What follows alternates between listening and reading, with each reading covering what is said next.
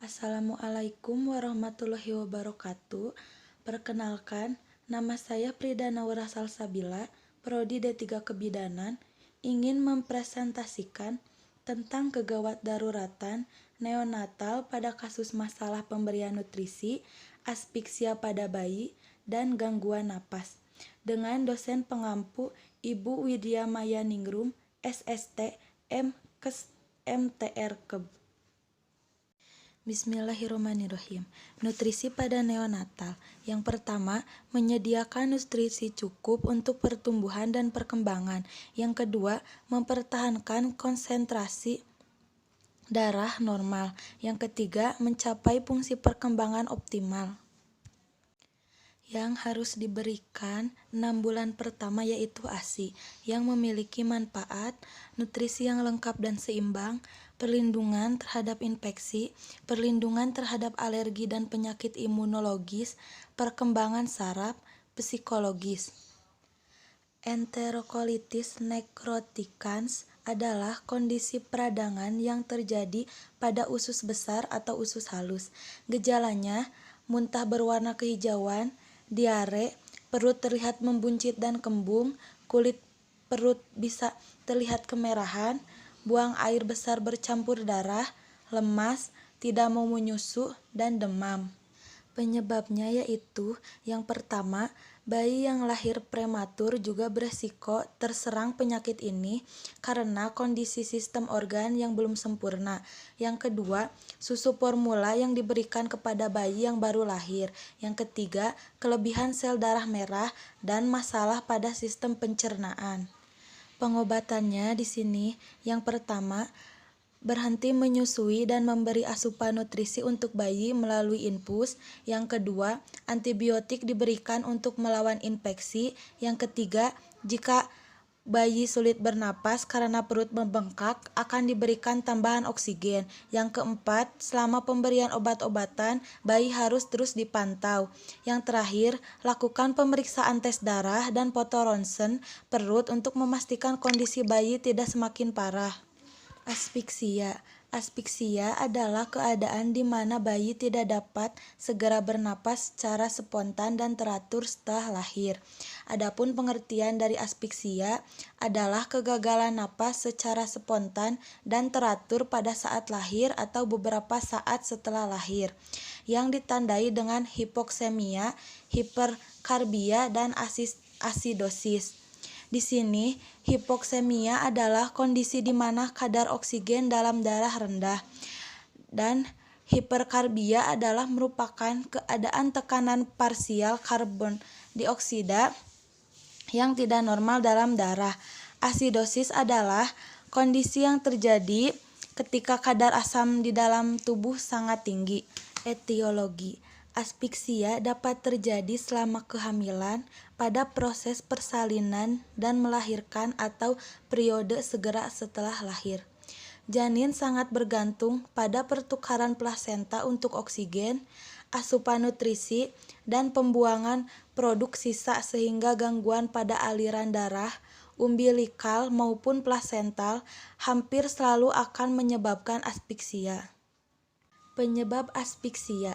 Aspiksia dalam kehamilan, penyakit infeksi akut, penyakit infeksi kronik, keracunan oleh obat-obat bius, uremia dan toksemia gravidarum, anemia berat, cacat bawaan, dan trauma. Di sini ada lagi aspiksia dalam persalinan. Yang pertama, ada kekurangan oksigen. Di sini contohnya partus lama, ruptur uteri, dan tekanan terlalu kuat dari kepala anak pada plasenta. Yang kedua, ada paralisis pusat pernapasan. Contohnya, trauma dari luar seperti tindakan forceps. Yang kedua, trauma dari dalam seperti akibat obat bius. Selanjutnya, ada dari faktor ibu. Yang pertama, preeklamsi dan eklamsi. Yang kedua, perdarahan abnormal seperti plasenta previa atau solusio plasenta. Yang selanjutnya, partus lama atau partus macet. Yang keempat, demam selama persalinan infeksi berat seperti malaria, sipilis, TBC, HIV, dan lain-lain. Yang selanjutnya, kehamilan lewat waktu sesudah 42 minggu kehamilan. Yang selanjutnya, faktor tali pusat, lilitan tali pusat pendek, simpul tali pusat, prolapsus tali pusat. Yang ketiga ada faktor dari bayi. Yang pertama, bayi prematur sebelum usia 37 minggu kehamilan. Yang selanjutnya, persalinan dengan tindakan seperti sungsang, bayi kembar, distosia bahu, vakum, forcep. Yang selanjutnya, kelainan bawaan seperti kongenial. Yang terakhir, air ketuban bercampur mekonium, warnanya kehijauan. Patofisiologi aspeksia dapat dijelaskan dalam 2 tahap, yaitu dengan mengetahui cara bayi memperoleh oksigen sebelum dan setelah lahir, dan dengan mengetahui reaksi bayi terhadap kesulitan selama masa transisi normal. Di sini ada jenis-jenis aspeksia. Yang pertama, aspeksia ringan dengan Apgar skor 8-10. Yang selanjutnya, aspeksia sedang dengan Apgar skor 4-7. Dan yang terakhir ada aspeksia berat dengan skor Apgar 0-3. Di sini ada tabel skor Apgar untuk menentukan keadaan bayi. Gejala dan tanda-tanda aspeksia. Yang pertama, tidak bernapas atau napas megap-megap, warna kulit kebiruan, kejang, penurunan kesadaran, DJJ lebih dari 100 kali per menit atau kurang dari 100 kali per menit tidak teratur. Yang terakhir, mekonium dalam air ketuban pada janin letak kepala. Penata laksanaannya, yang pertama tindakan umum, bersihkan jalan napas, rangsang refleks pernapasan, mempertahankan suhu tubuh. Terus yang kedua, tindakan resusitasi. Yang pertama yang dilakukan, letakkan bayi di lingkungan yang hangat, kemudian keringkan tubuh bayi dan selimuti tubuh bayi untuk mengurangi evaporasi. Yang selanjutnya, sisihkan kain yang basah, kemudian tidurkan bayi terlentang pada alas yang datar. Yang selanjutnya, ganjal bahu dengan kain setinggi 1 cm, hisap lendir dengan penghisap lendir dari mulut. Apabila mulut sudah bersih, kemudian lanjutkan ke hidung. Lakukan rangsangan taktil dengan cara menyentil telapak kaki bayi dan mengusap-usap punggung bayi. Yang terakhir, nilai pernapasan. Jika napas spontan, lakukan penilaian denyut jantung selama 6 detik. Hasil kalikan 10. Denyut jantung lebih dari 100 kali per menit. Nilai warna kulit jika merah atau sianosis perifer, lakukan observasi. Apabila biru, beri oksigen. Denyut jantung kurang dari 100 kali per menit, lakukan ventilasi tekanan positif. Gangguan napas neonatal adalah suatu keadaan meningkatnya kerja pernapasan yang ditandai dengan takipnea, retraksi, napas cuping hidung, merintih atau grunting, sianosis, dan apnu atau henti napas. Gangguan napas. Semakin kecil bayi, kemungkinan terjadi gangguan napas semakin sering dan berat.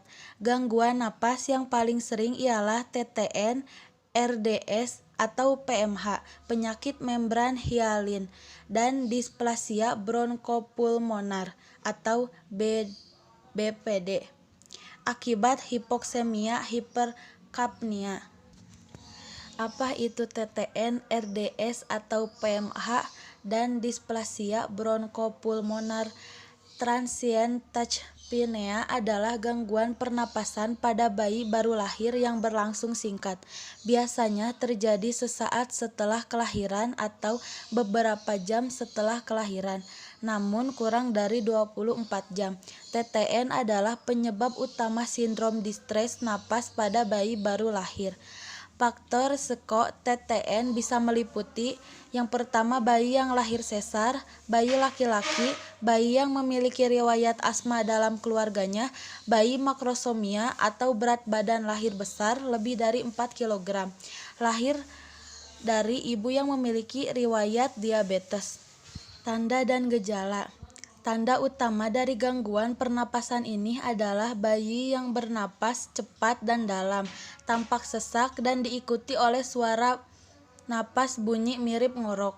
Lalu, napas bayi yang mengalami transient tachypnea lebih dari 60 kali napas per menit, bahkan bisa mencapai 80 sampai 100 kali napas per menit.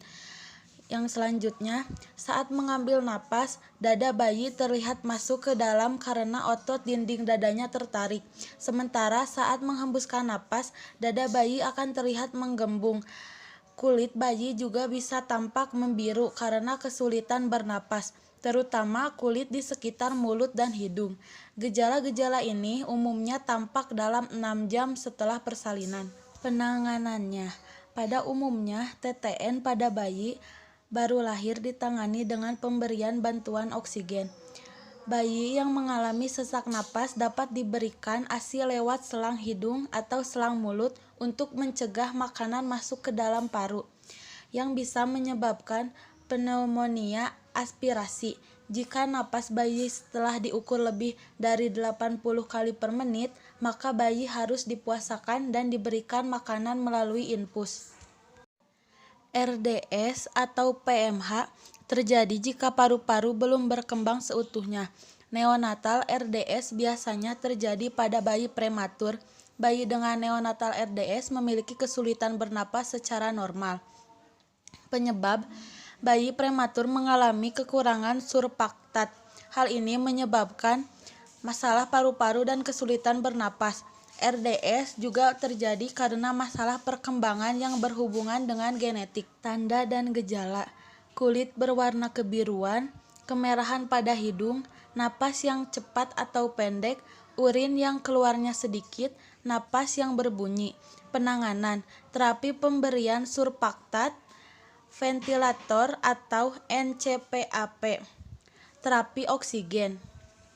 Displasia bronkopulmoner atau BPD adalah penyakit paru kronis yang menyerang bayi baru lahir, kebanyakan prematur dan bayi. Ini hasil dari kerusakan paru-paru yang disebabkan oleh ventilasi mekanis dan penggunaan oksigen jangka panjang. Tanda dan gejala: yang pertama, warna kulit kebiruan, bernapas terlalu cepat, batuk atau mengi, sering muntah. Penanganannya, bayi dengan displasia bronkopulmonalis biasanya akan diletakkan di dalam inkubator di unit perawatan intensif untuk membantu mencegah terjadinya infeksi sampai bayi tersebut cukup kuat untuk bernapas sendiri. Beberapa jenis obat juga dapat mengobati displasia bronkopulmonalis seperti obat bronkodilator seperti albuterol dapat membantu menjaga saluran pernapasan bayi agar tetap terbuka. Yang selanjutnya, obat diuretik seperti furosemid dapat mengurangi penumpukan cairan di paru-paru. Yang selanjutnya, obat antibiotik dapat membantu mencegah infeksi bayi dengan displasia bronkopulmonalis rentan terhadap infeksi paru-paru seperti pneumonia. Yang selanjutnya ada kesimpulan dan ada evaluasi. Selamat membaca.